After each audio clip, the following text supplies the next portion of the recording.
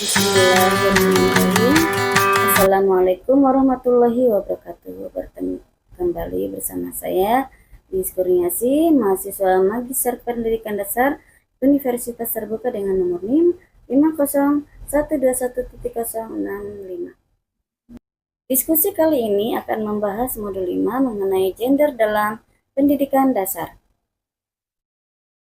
Kesetaraan gender dalam pendidikan mencakup pengalaman siswa laki-laki dan perempuan di sekolah yang meliputi perlakuan yang setara oleh guru, kurikulum, buku teks, materi pembelajaran yang tanggap gender, dan lingkungan belajar, serta hasil belajar. Ada pertanyaan dari diskusi 6 mengenai isu gender kali ini, yaitu pertama, bagaimana Anda sebagai guru pendidikan dasar dapat berkontribusi dalam mengatasi isu gender dalam lingkungan pendidikan? Fokuslah pada cara-cara untuk menciptakan lingkungan pembelajaran yang inklusif dan mendukung perkembangan siswa tanpa memandang jenis kelamin. Pertanyaan kedua yaitu, sebutkan strategi konkret yang dapat atau telah Anda terapkan untuk mempromosikan kesetaraan gender, mengidentifikasi potensi diskriminasi gender, dan mengajarkan siswa tentang pentingnya menghormati perbedaan dan merangkul keragaman dalam konteks pendidikan dasar. Pertanyaan berikutnya, apa tantangan utama yang mungkin dihadapi dalam mengimplementasikan pendidikan ini dan bagaimana Anda merencanakan untuk mengatasinya? Untuk jawaban pada pertanyaan pertama yaitu mengenai kontribusi saya dalam menghadapi isu gender dalam lingkungan pendidikan. Berikut kontribusi yang saya lakukan dalam berbagai aspek. Pertama, dari akses dan partisipasi. Pada aspek ini, saya harus memastikan bahwa semua siswa, baik laki-laki maupun perempuan, memiliki kesempatan yang sama untuk mengikuti setiap kegiatan belajar di kelas. Saya mendorong partisipasi aktif dari semua siswa, termasuk dalam kegiatan ekstrakurikuler, proyek kelompok, dan diskusi kelas, tanpa membedakan berdasarkan gender. Misalnya, saya sengaja membuat kelompok belajar campuran dan memberikan giliran berbicara secara bergantian. Selanjutnya yaitu pencapaian akademik. Karena semua siswa memiliki kesempatan dalam pencapaian akademik, maka saya menghindari asumsi bahwa siswa laki-laki lebih unggul di bidang sains atau perempuan lebih baik di bidang bahasa. Yang ketiganya yaitu stereotip gender. Contoh dari aspek ini misalnya dalam materi bacaan atau contoh soal, saya memilih atau membuat cerita yang menampilkan tokoh perempuan dan lelaki tanpa memandang perbedaan. Berikutnya yaitu peran guru. Saya menyadari bahwa sebagai guru, saya menjadi teladan penting dalam membentuk pandangan siswa tentang gender. Oleh karena itu, saya menunjukkan sikap adil, menghargai pendapat semua siswa, dan memperlihatkan bahwa baik laki-laki maupun perempuan bisa menjadi pemimpin, berpikir kritis, dan empatik. Selanjutnya, pelecehan dan kekerasan gender. Saya selalu memberikan penguatan tentang pentingnya saling menghormati dan bagaimana melaporkan tindakan yang tidak pantas. Saya juga memberikan ruang aman di mana siswa merasa nyaman berbicara jika mengalami atau menyaksikan kekerasan. Berikutnya yaitu kurikulum yang tidak inklusif. Jika ada bahan pelajaran yang bias gender, saya menambahkan sumber lain atau memperluas diskusi di kelas agar mencerminkan keberagaman pengalaman hidup semua gender. Saya juga mendorong penggunaan bahan ajar yang menampilkan keragaman peran, latar belakang, dan kontribusi semua orang. Berikutnya yaitu perkawinan anak dan kehamilan remaja. Meskipun siswa sekolah dasar masih dalam usia dini, saya mulai membangun pemahaman tentang pentingnya pendidikan berkelanjutan dan pengembangan diri sebelum mengambil keputusan besar dalam hidup. Saya membahas topik tentang cita-cita, tanggung jawab, dan pentingnya menghargai masa kecil mereka untuk belajar dan tumbuh dengan optimal. Yang terakhir yaitu kesetaraan akses ke sumber daya.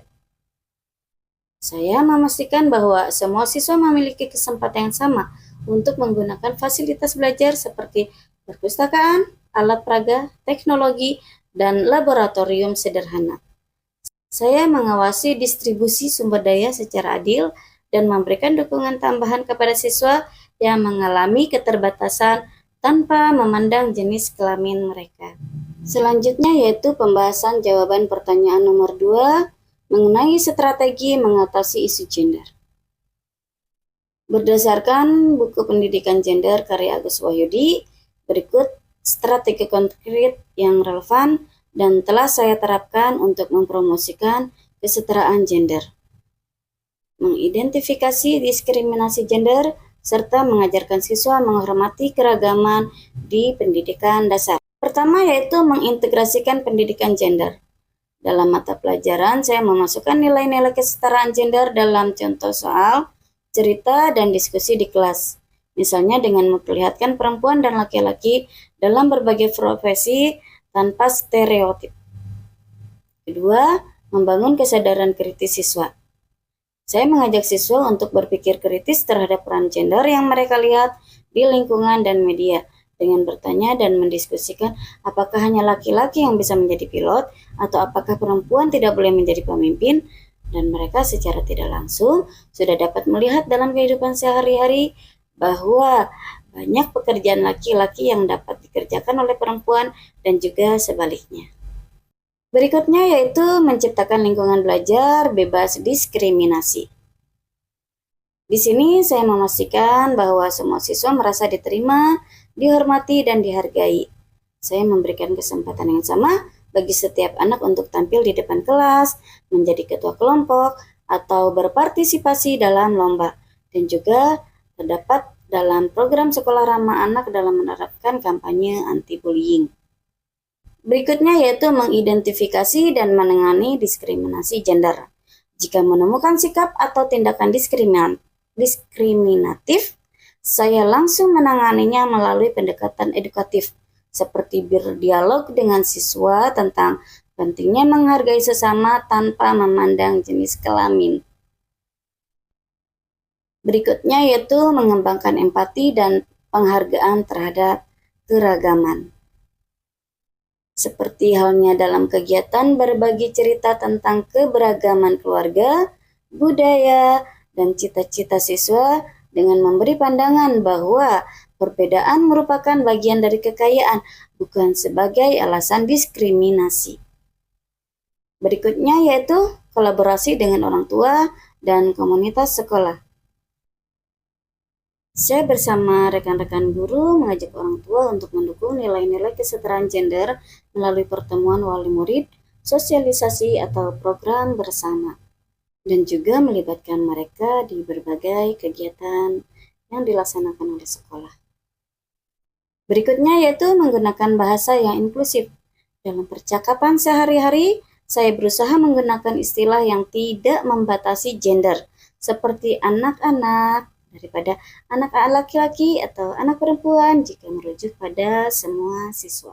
Berikutnya yaitu pembahasan soal nomor 3 mengenai tantangan utama yang dihadapi dalam mengimplementasikan pendekatan pendidikan kesetaraan gender di sekolah dasar.